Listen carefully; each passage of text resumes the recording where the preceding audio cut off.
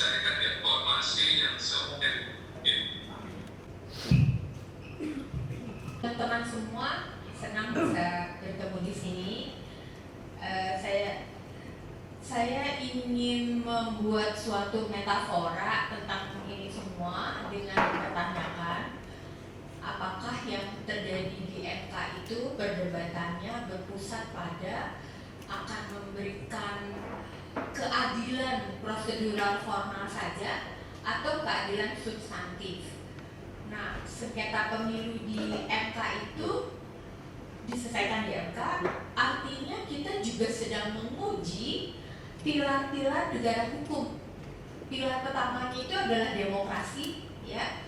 Pilar keduanya adalah hak asasi manusia, karena isi konstitusi itu adalah hak-hak dasar yang dijamin oleh negara. Lalu yang ketiga adalah pilar mekanisme kontrol untuk mengontrol pemisahan kekuasaan di negeri kita.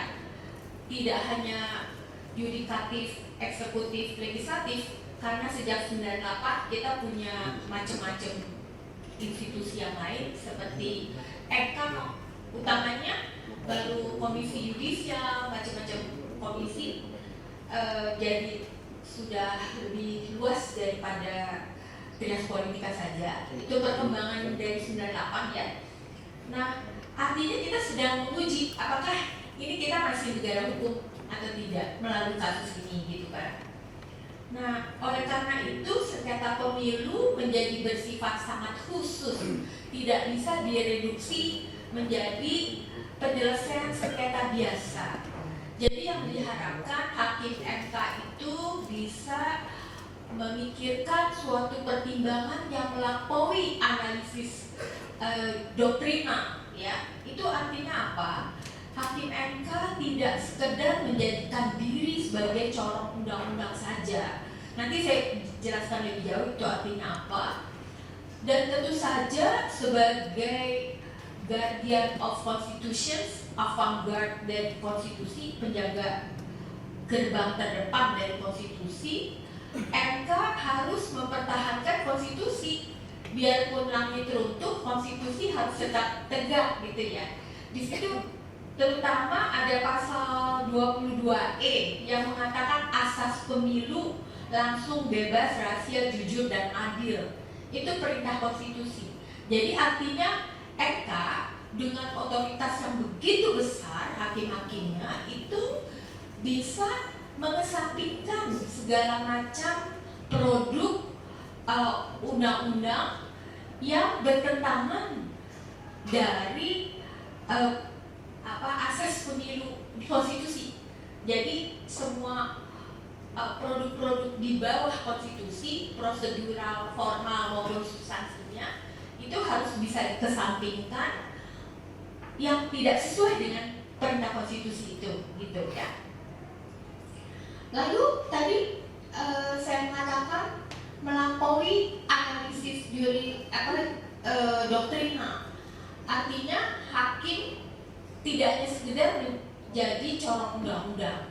Nah, ada seorang hakim yang sangat dihormati, namanya Aharon Barak. Itu sudah lama menuliskan buku. Dia mengatakan bahwa terlepas dari sistem hukumnya apa saja di semua negara, menjadikan diri sebagai corong undang-undang itu sudah ketinggalan zaman. Kenapa? Karena undang-undang tidak pernah bisa mengejar perkembangan dan perubahan masyarakat yang begitu cepat, terutama karena ada temuan sains dan teknologi digital, ya. Jadi selalu ada perubahan-perubahan baru, rasa-rasa keadilan yang baru yang harus dipenuhi, direspon oleh semua insan hukum, gitu ya. Kita melihat bahwa Indonesia itu akar hukumnya diwarisi dari akar hukum Belanda.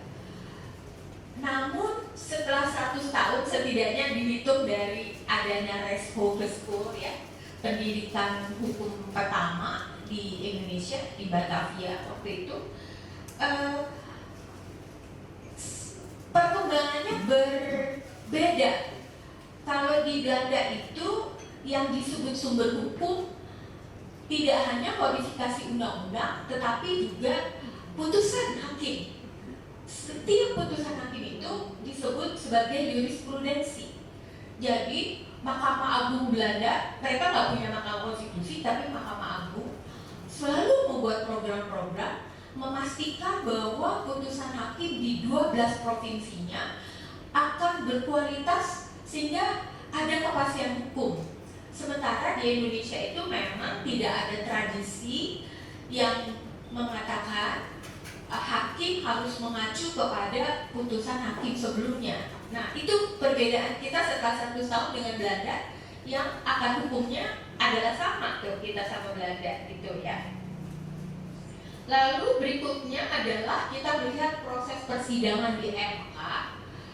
Saya akan melihatnya di situ ada problem paradigmatik. Yang satu berpijak pada paradigma positivisme hukum. Yang satu lagi berpihak pada paradigma mau keadilan substantif yang saya secara konseptual bisa mengakomodasinya ke dalam pendekatan yang disebut social legal studies atau pendekatan hukum interdisiplin itu ya, atau bahkan transdisiplin. Nah, apa itu paradigma positivisme hukum? Cara berpikirnya itu diadopsi dari saintis yang bekerja di laboratorium, yang bekerja dengan benda-benda alam. Kalau di laboratorium itu, para saintis berhadapan dengan objek-objeknya benda alam, misalnya benda cair, benda padat, dan mereka tuh bisa kerja dengan ukuran-ukuran dan temuan-temuan yang sangat mengutamakan presisi, akurasi, ketepatan gitu ya. Dan benda-benda alam memang bisa diperlakukan seperti itu, karena air misalnya mau dipanaskan, dididihkan tetap H2O, dijadikan es tetap H2O. Jadi memang benda-benda alam itu bisa diperlakukan secara berjarak dengan pelitinya dan menghasilkan temuan-temuan yang persis dan akurat. Dan cara berpikir seperti itu diadopsi ke dalam ilmu sosial, ilmu humaniora, ilmu hukum gitu. Nah, jadi orang-orang yang berpikir positivisme hukum ini tesisnya adalah eksistensi hukum terpisah dari substansinya.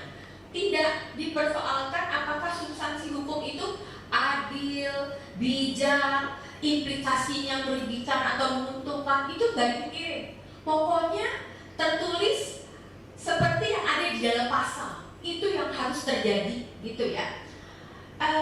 Hukum dalam hal ini diposisikan sebagai fakta, sebagai dasar argumentasi berupa perintah dan keputusan, termasuk keputusan legislatif yang mengesahkan hukum itu ya. Kemudian hukum ditegakkan dalam suatu sistem yang menggantungkan diri pada bagaimana fakta sosial distandarkan sebagai otoritas resmi yang diakui melalui produk legislatif dan putusan judisial. Pokoknya kalau hukum udah jadi, udah keluar, nggak bisa diapa-apain. Meskipun isinya, substansinya itu merugikan atau apa, seperti putusan MK 90. Nah gitu, itu contoh yang paling tepat. Kalau udah jadi putusan, nggak bisa diapa-apain gitu. Itu paradigmanya positivisme hukum ya. Nah, ranah kedua, jadi kalau kita belajar di fakultas hukum itu sebenarnya kita harusnya diajari tentang epistemologi hukum, asal usul ilmu hukum, di mana ilmu hukum itu punya dua kamar. Kamar yang pertama yang tadi tuh melihat hukum secara dogmatik, secara doktrinal ya. Mahasiswa hukum belajar tentang pasal-pasal dan keterampilan-keterampilan beracara, itu memang harus ya. Tapi ada kamar yang kedua, ini yang saya mau kasih beri informasinya. Kamar kedua itu adalah yang diberi nama social legal studies atau hukum dan masyarakat, yang isinya itu adalah studi hukum interdisiplin.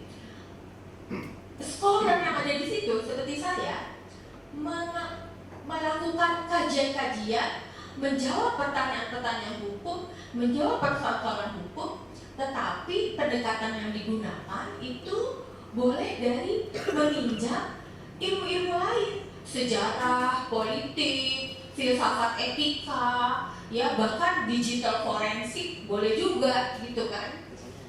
Jadi akan mendapatkan penjelasan yang melampaui analisis doktrinal, sehingga hukum itu bisa dikaji dengan mendapatkan jawaban yang mendasar, komprehensif, persis seperti sidang MK kemarin.